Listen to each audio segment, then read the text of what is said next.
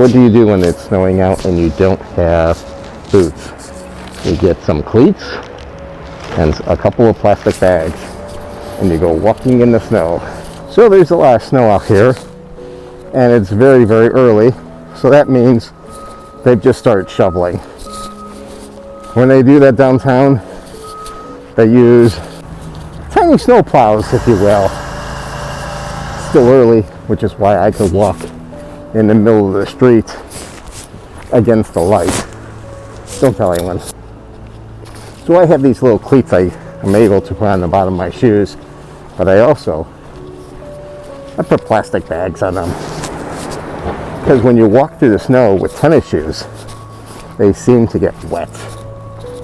And then you get cold.